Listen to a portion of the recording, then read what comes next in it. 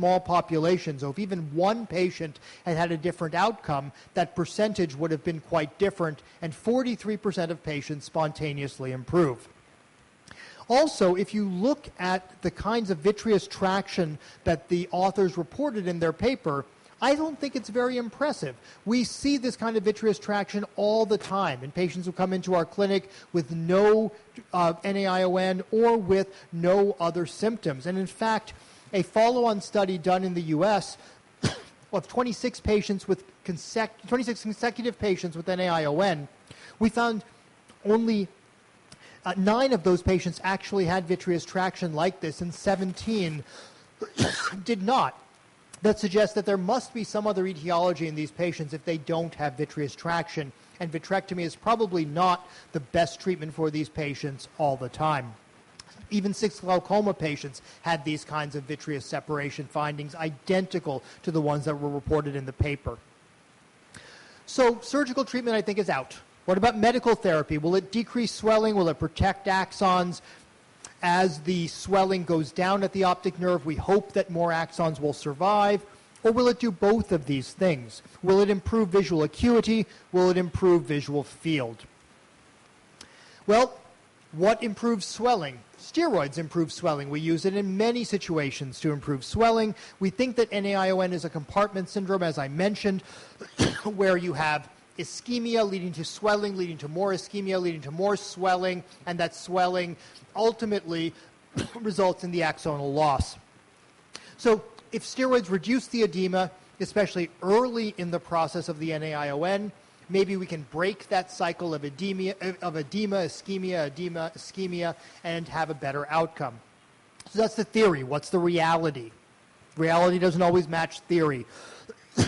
So for NAION and steroids, of 312 patients who were treated in a study where 613 patients were reported, the majority of patients who started with good visual acuity didn't improve, but also didn't worsen with steroid. But of course, a good number of the untreated patients also didn't worsen. So steroid didn't seem to be of any benefit compared to no treatment. In a subgroup analysis of the patients with worse vision, about 618 or worse, there was possibly an effect where steroid treatment within 2 weeks resulted in a better visual outcome. But this was a post hoc analysis. The study was not randomized, not masked, and so we have to be a little careful in interpreting these data. So it was a non-randomized trial. The investigator was not masked to the treatment, and the result was based on analyses that were not originally intended. Intravitreal corticosteroid has been tried as well.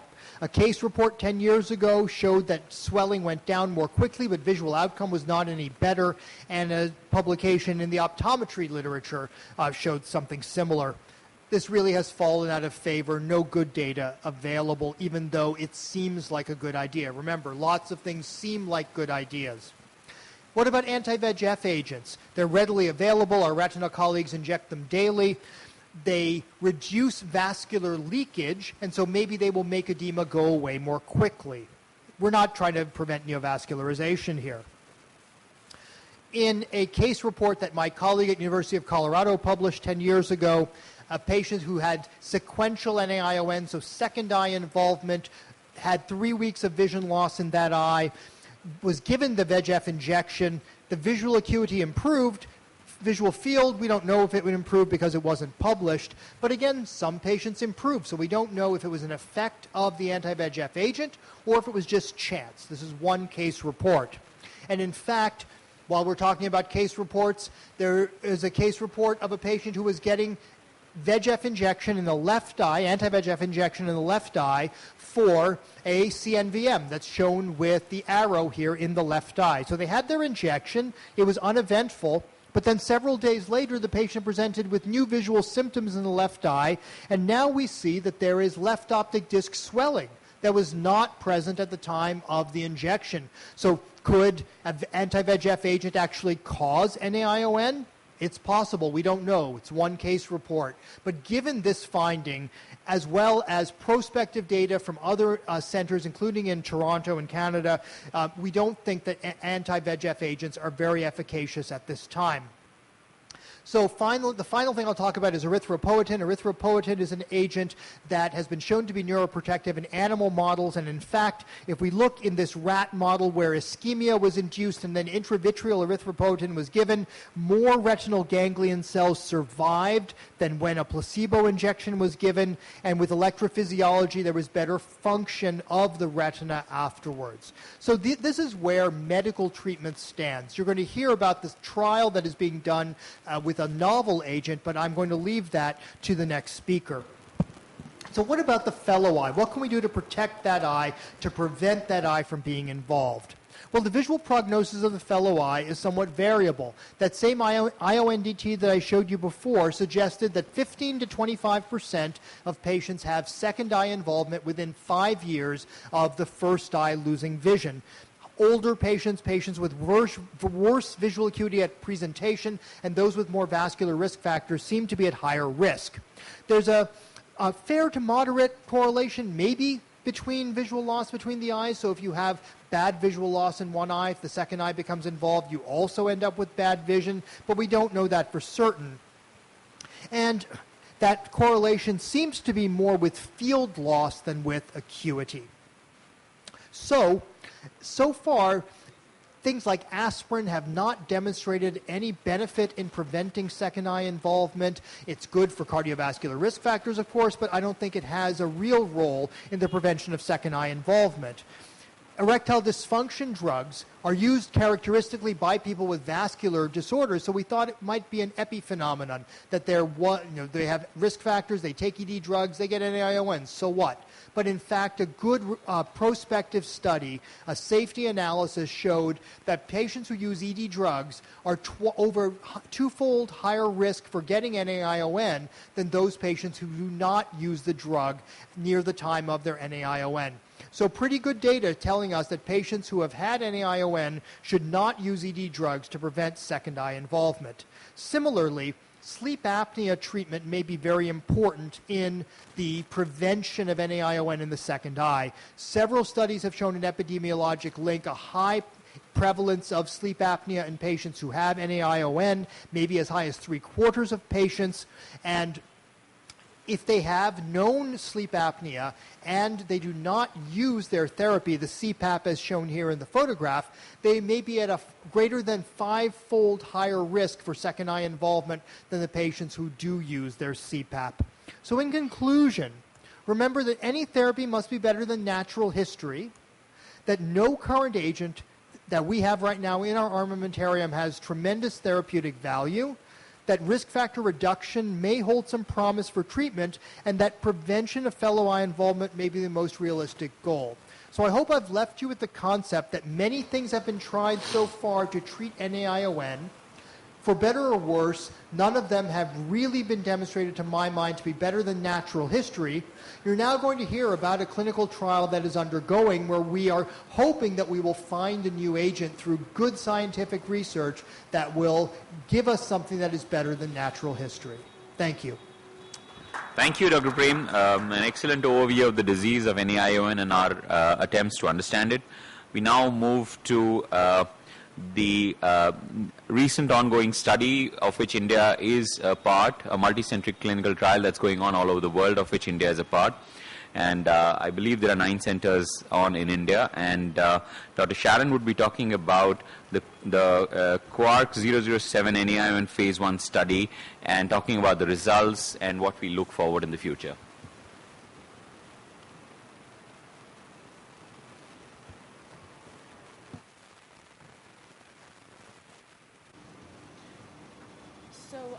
Quark Pharmaceutical has been around for over 20 years.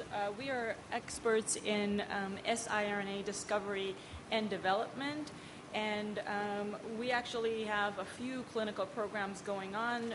The NAION program is a second of a couple of phase 3 programs that we are currently undergoing.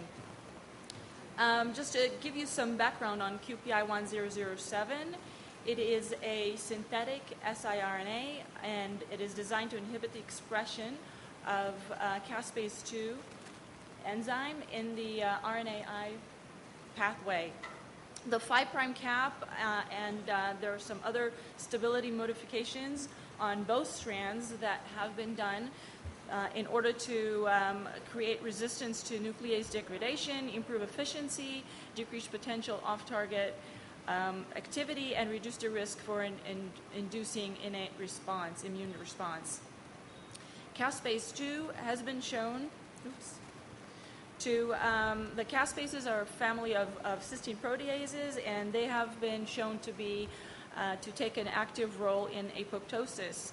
In ischemic model of RGC model, animal models, we have been able to show that caspase-2 is actually present in higher concentrations, and so the uniqueness of caspase-2 is that it is both an initiator of the cascade and also a major player in being an effector. So with the animal data, we went to the clinic, we conducted a phase 1 study, and we wanted to see, first of all, the safety and tolerability of this drug in humans, and also look at PK and look at some of the anatomy changes that we can see. We had 2 groups in the study. One group was a group with a optic nerve pathology with visual acuity of less than 20/200, and the other group was NAION patients. And the symptoms onset of these patients who presented was at least 28 days. We divided the groups such that every group that was giving a dose, we had a safety review committee to overlook and make sure that there are no safety concerns. So in the NAION group, we had 30 patients. At the end, we saw we injected 1 time, and there were no SAEs or dose-limiting toxicities in that group. Most of the adverse events were mild to moderate, and there were no apparent increase in the frequency or severity of the AEs with increasing dose. The most common AEs were those that were expected also with an injection. The safety review committee concluded that there were no safety concerns. What was interesting for us, this is actually Dr. Prum showed this slide, this is very interesting. So we know the natural history of the disease from the IONDT study, and we put it side by side to our own phase 1 data, and what we see is that not only it's comparable or a little better in improving 3 lines, but in losing 3 lines, we see that none of our patients, after given 1 injection of our drug after 3 months, have lost 3 lines or more. The same goes after 6 months. There were absolutely no subjects in the small group of 30 that lost over 3 lines or more. The only instance where we saw loss of 3 lines was 1 patient at the 12 months follow-up. So we were thinking a couple of things. First of all, we do not believe that we are going to revive the axons that have already died, or the RGC that already died. What we do believe is that we can prevent the progression of further deterioration of vision. And the other thing that we saw is that maybe we need to give more than 1 injection to maintain the effect. In visual field was a modest improvement, and in the current study we're changing that a little bit. So the phase 1 conclusion was that a single QPI 1007 injection was safe and well tolerated, and perhaps we need to give more than 1 injection. So in our current study, this is a study of phase 2/3. It's randomized, it's double mass, it's sham controlled. It is the largest NAION study ever to be conducted, and it is done with in collaboration with the Neuro-Ophthalmology Research Disease Investigator Consortium, or NORDIC. We want to see the effect of QPI-1007 on visual function in subject with recent onset of NAION, assess the safety, tolerability, and look at the structures and the nerve. The outcome measure is vision, so we're looking at best corrected visual acuity at 12 months as compared to day 1. We're looking at safety and tolerability. Secondarily, we're also looking at visual fields. The study design is such that there are 5 groups, 4 of which are going to get injections, and 1 is sham. The 4 groups that are getting injections, there are 2 groups of single injection, a high dose and a low dose, and the other 2 groups are multiple injections, 3 injections every 2 months, a high dose and a low dose. And then the patients are being followed for 12 months. The inclusion criteria include males and females 50 to 80 years old, and they have to have onset of symptoms within 14 days prior to getting the first injection. They have to have BCVA of at least 15 letters, because what we're looking at is the deterioration of vision. So we're looking at how many patients have lost 3 lines or more, so they have to have at least 3 lines when they start. Some of the exclusion criteria include any history of treatment. These people have to come to the first injection without any prior treatment for their current episode of NAION. They must not have any signs or symptoms of temporal arteritis. These are a couple of the important ones.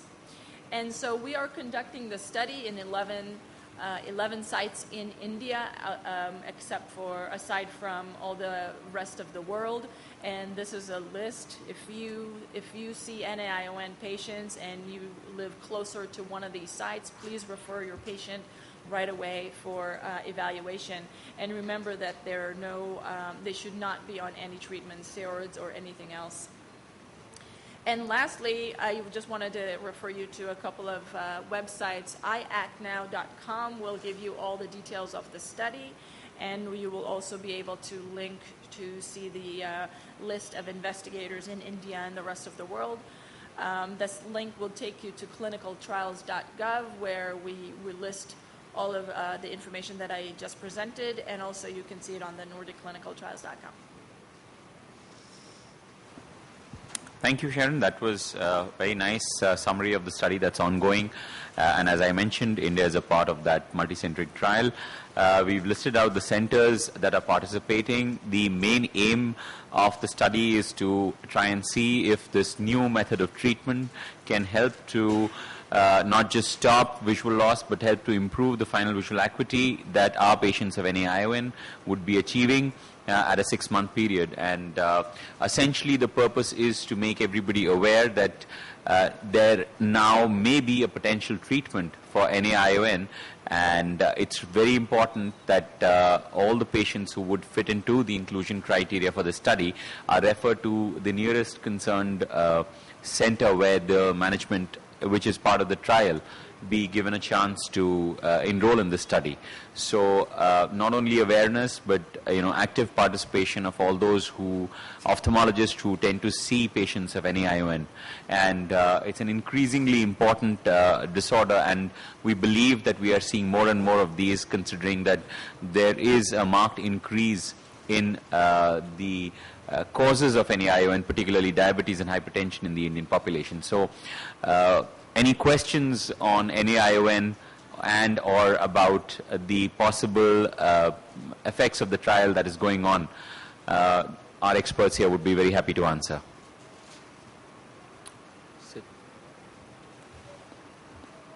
Dr. Prem, anything to say? Do we have a mic? Okay. Encourage you that when you see patients who are potentially eligible for this study, when you see a patient who you think has new onset NAION, we face the same challenge in the U.S., which is the patient needs to know that we could offer them something. We don't know if the drug will work. It's a clinical trial, but we're hopeful it will. And they need to be given this opportunity to participate in this study if they want to do it. There are some mechanisms in place to help them in terms of logistics for travel and things like this. So don't hesitate to mention it to the patient, thinking that, oh, they'll never participate. Go ahead and mention it to them. Talk to one of the doctors who is participating in the trial. Give them a call. They want to enroll patients, and they will get them set up, if at all possible, to be enrolled in the study. Thank you.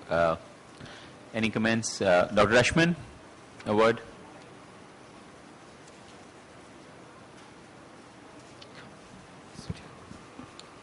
Well, I think the major issue with NAION is that we have to act quickly.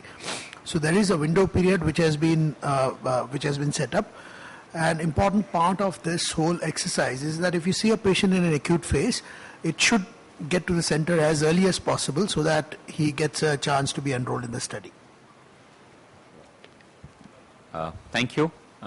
So if there are no more questions, we thank you for coming for the symposium, and we hope that by increasing awareness, we'll be able to give the opportunity of this potential trial and this potential management to an increasing number of patients who can get enrolled into the study. Thank you very much. That's right. Spread the word to your friends who went to the food court instead.